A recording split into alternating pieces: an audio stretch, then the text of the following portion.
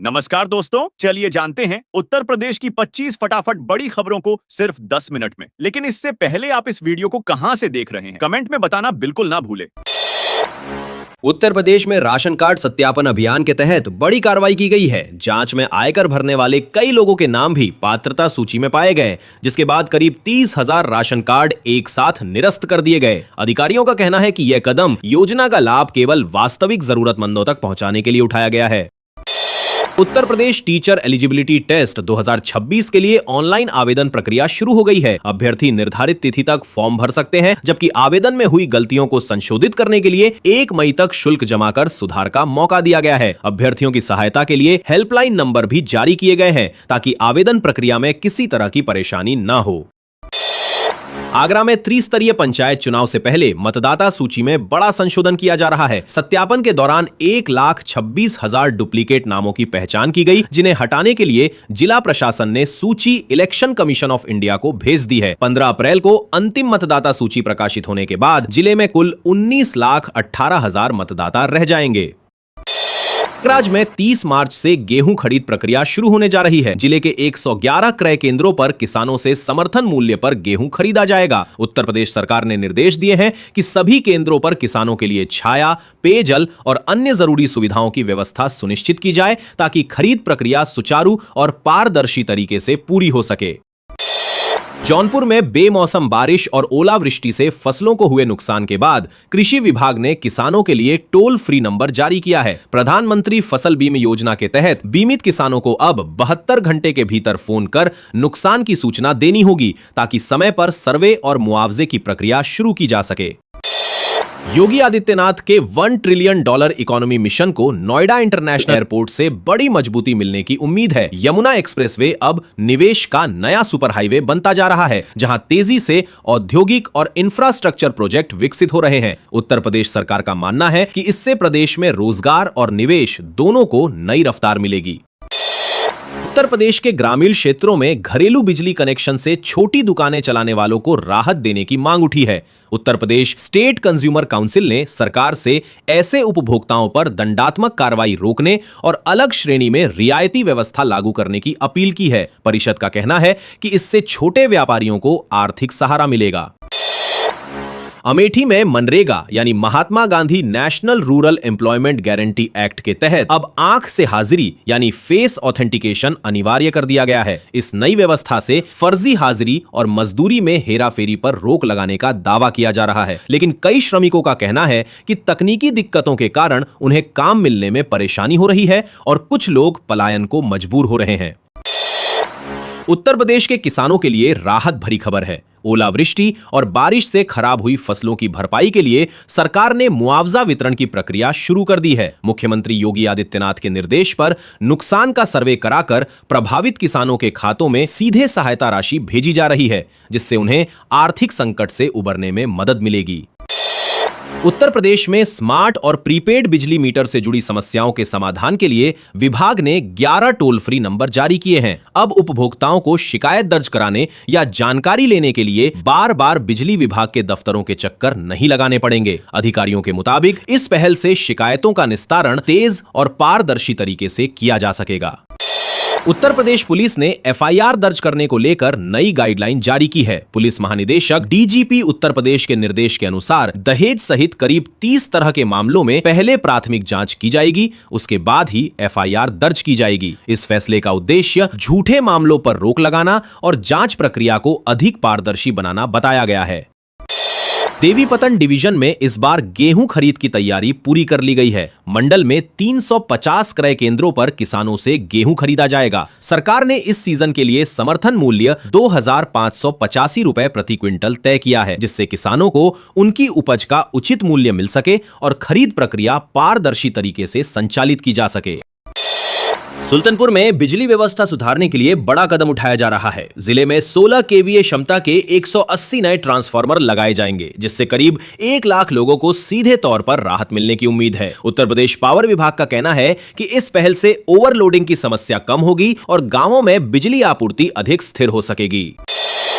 Noida international airport यानी जेवर airport उत्तर भारत का नया एविएशन गेटवे बनने जा रहा है। इसके शुरू होने के बाद यात्रियों को हर उड़ान के लिए दिल्ली जाने की मजबूरी काफी हद तक खत्म हो जाएगी। उत्तर प्रदेश सरकार का कहना है कि यह एयरपोर्ट क्षेत्रीय विकास, निवेश और रोजगार के नए अवसर भी पैदा करेगा। फर्जी अधिकारियों के खिलाफ पुलिस को बड़ी सफलता मिली है। गुड्स एंड सर्विसेज टैक्स विभाग का अधिकारी बनकर ट्रक चालक को लूटने की कोशिश करने वाले 2 आरोपियों को पुलिस ने गिरफ्तार कर लिया है। आरोप है कि दोनों ने रास्ते में ट्रक रोककर दस्तावेज जांच के नाम पर चालक को धमकाया और उससे पैसे वसूलने का प्रयास किया। पुलिस अब आरोपियों से पूछताछ कर पूरे गिरोह के नेटवर्क की जांच कर रही है। उत्तर प्रदेश में साइबर ठगी का एक और बड़ा मामला सामने आया है, जहां ठगों ने एक सिपाही के 3 बैंक खातों से 16,16,000 रुपए उड़ा लिए। आरोप है कि बदमाशों ने मोबाइल हैक कर खाते की जानकारी हासिल की और कुछ ही घंटों में रकम ट्रांसफर कर ली। पुलिस ने मामला दर्ज कर साइबर सेल को जांच सौंप दी है और लोगों से ऑनलाइन सतर्क रहने की अपील की है। सुल्तानपुर में करीब 6,38,000 रुपए की लागत से नई पाइपलाइन बिछाने की तैयारी शुरू हो गई है। इस योजना से लगभग 3,000 लोगों को शुद्ध पेयजल की सुविधा मिलेगी। सुल्तानपुर नगर पालिका ने बताया कि कार्य जल्द शुरू कर दिया जाएगा, जिससे लंबे समय से पानी की समस्या झेल रहे लोगों को राहत मिल सकेगी। जौनपुर में ऑनलाइन भैंस खरीदने का लालच एक व्यक्ति के लिए मुसीबत बन गया। आरोप है कि सौदे के बहाने उसे बुलाकर पहले लूटा गया और फिर अश्लील वीडियो बनाकर ब्लैकमेल किया गया। पीड़ित की शिकायत पर पुलिस ने मामला दर्ज कर लिया है और आरोपियों की तलाश में छापेमारी जारी है। अधिकारियों ने लोगों से ऑनलाइन खरीद फरोख्त में सतर्क रहने की अपील की है।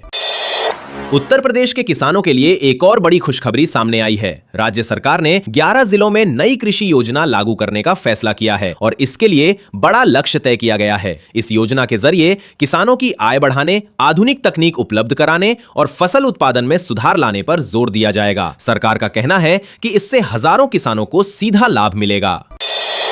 जौनपुर में स्मार्ट मीटर को लेकर उपभोक्ताओं की परेशानियां बढ़ गई हैं। बकाया और तकनीकी कारणों से अब तक 14,632 बिजली कनेक्शन काटे जा चुके हैं, जिससे कई इलाकों में लोगों को अंधेरे का सामना करना पड़ रहा है। उपभोक्ताओं का आरोप है कि मीटर रीडिंग और बिलिंग में गड़बड़ी के कारण यह कार्रवाई हुई है, जबकि विभाग ने बकाया भुगतान को वजह बताया है।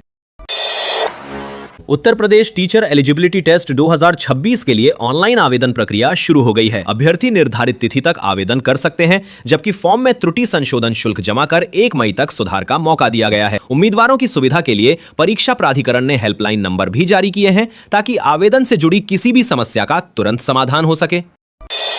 इंडियन एयरफोर्स में अग्निवीर बनने का युवाओं के लिए सुनहरा अवसर आया है। अग्निवीर स्कीम के तहत 26 खेल विधाओं के खिलाड़ी आवेदन कर सकते हैं। चयनित खिलाड़ियों को सेना में सेवा का मौका मिलने के साथ साथ खेल प्रतिभा को राष्ट्रीय स्तर पर आगे बढ़ाने का भी अवसर मिलेगा। इच्छुक उम्मीदवार तय तिथि तक ऑनलाइन आवेदन कर सकते हैं। पूर्व में जारी तनाव और संभावित लंबे खिंचते संघर्ष के बीच इंडिया के कई नागरिक वहां फंस गए हैं। हालात बिगड़ने के डर से लोग अब स्वदेश लौटने के लिए 3 से 4 गुना तक अधिक किराया चुकाने को मजबूर हैं। खास तौर पर गल्फ रीजन में काम करने वाले भारतीयों पर इसका आर्थिक बोझ साफ दिखाई दे रहा है और सरकार से राहत व सुरक्षित वापसी की मांग तेज हो गई है।